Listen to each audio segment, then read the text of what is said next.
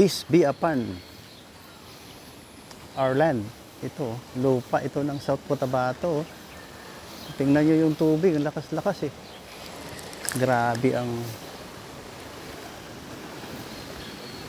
blessing nito.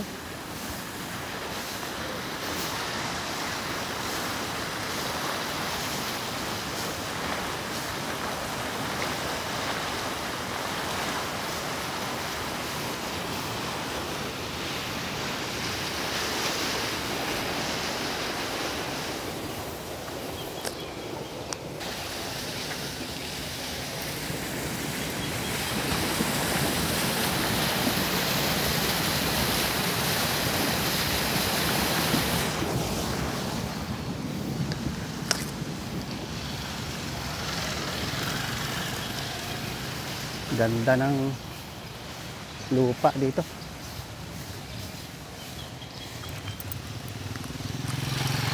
What can you ask for? You cannot ask for more. Dito na lahat. Nako, kung alam nyo lang, ang buhay natin is, di ba? Temporary, very much temporary. But if you are given a chance to have this kind of blessing, take it. It's all yours. It's all ours. Huwag na nating ibahin pa ang takbo ng ating utak. Number one, put God at the center. Magpasalamat ka na buhay ka. Binigyan ka ng katawan. Naging tao ka. Huwag kang magpakahayop. Yung aking si Papa Bot kasi, hindi masaya kapag nakikita niya yung tao humahawak ng armas at nagyayabang na sila ang tama, patayin ang Diyos, patayin ang Christian. Kaya paulit-ulit ko sinasabi ko ito, look at there are blessings. There are, itong tubig to blessing. Ito palay. Kaya lang, sa landas ng buhay natin, minsan hunos ng hangin. Ayan. Nasisira yung mga tanim dito. Siguro malakas hangin dito nung dumaan ang ulan. Ito palay to Ilang araw na nasa pagkainan na ito. Makakain na natin yan. Ilang araw na lang. Makakain na natin to. Itong palay na to. Sinasabi ko, grabe ang blessing ni Lord. Grabe ang blessing ni Lord. Dito pa lang tingnan mo. Ganda ng view You have to love our planet. Huwag tayo mag-away-away. Sa prinsipyo lang na may Panginoon. Anong klase? May Diyos ka tapos patayan. Hindi sira ulo. Pasensya na kayo. May pagka-radical si Papa Bot. Bahala na yung sabihin nyo sa akin. Yan ang feeling ko Binigyan ka ng biyaya tapos may Panginoon ka pa.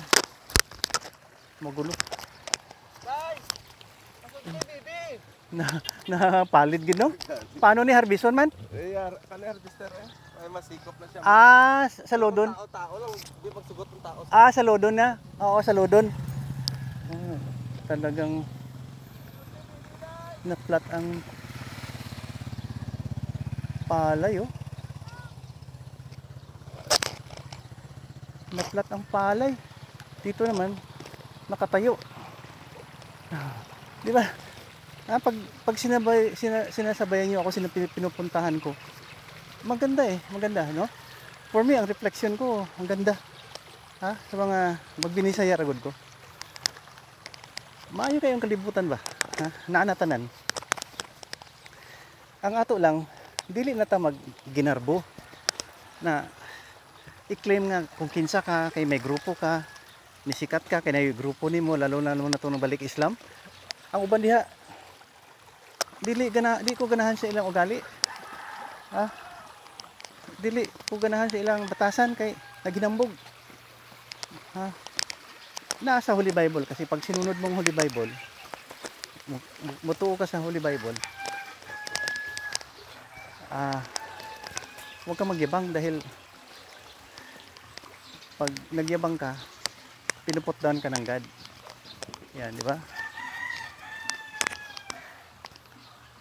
Yung iba naman naniniwala na sa magandang gawain, yun daw ang makapunta ng langit.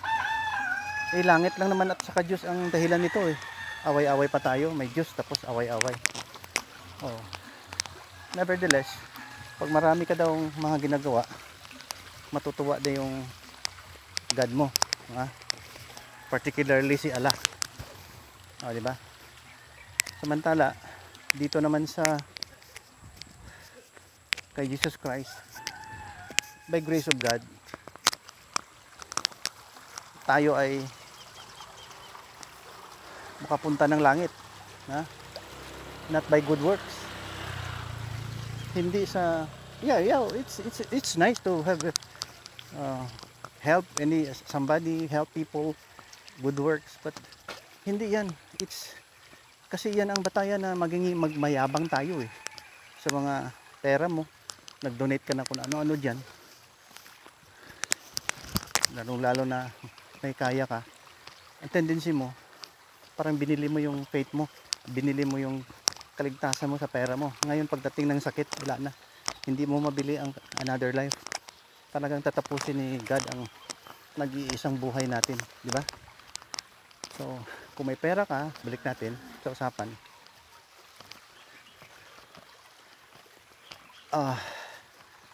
You may boast about your wealth.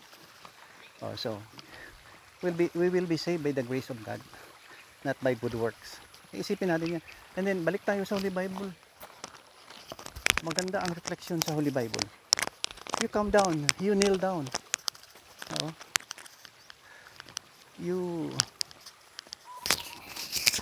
go back to the basic preaching ng Jesus Christ, na maging humble. Kung siya ay binigyan ng tsansang or parang ordeal na magsakripisyo, akalain mo mula pang bata siya, alam niya na ang mangyayari sa kanya dahil alam niya Panginoon siya.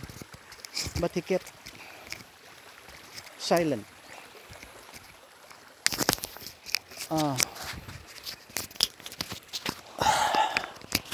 Pinahirapan siya. Are you the Messiah?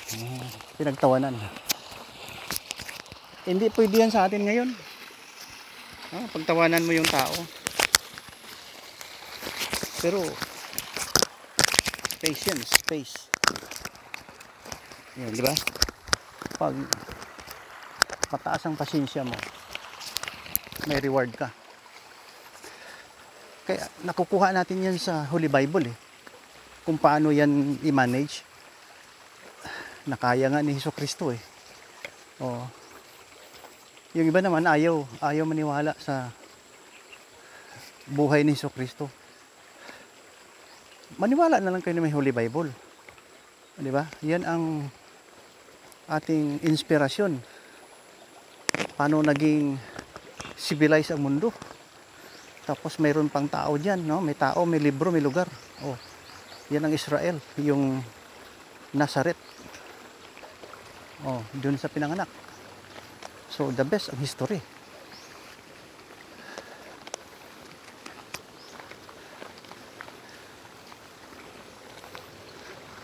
Ngayon may dumating ibang klase na dispute,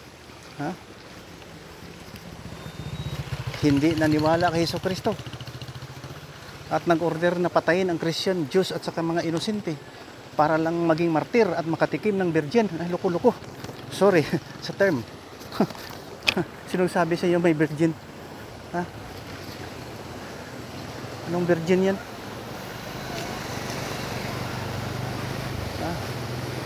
pride nyo pang pumatay at magpakamatay. Yabang naman.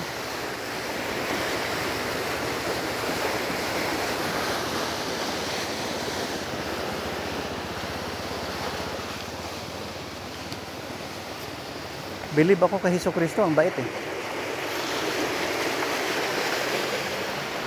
Believe ako kay Hesukristo. Talagang pinakita niya ang humbleness niya.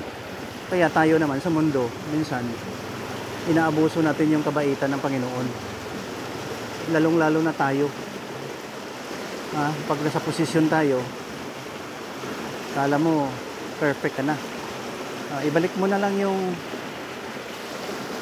isipan mo sa panahon na isinulat yung Biblia.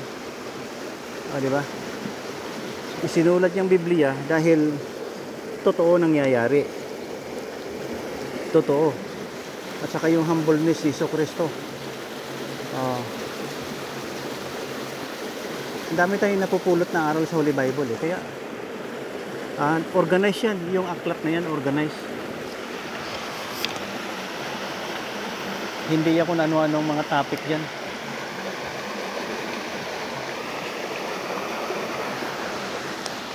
Hindi yan paputol-putol. Diretso yan na may kwento. Kaya hindi yan siya fake. Ayan. Holy Bible is the Word of God talaga.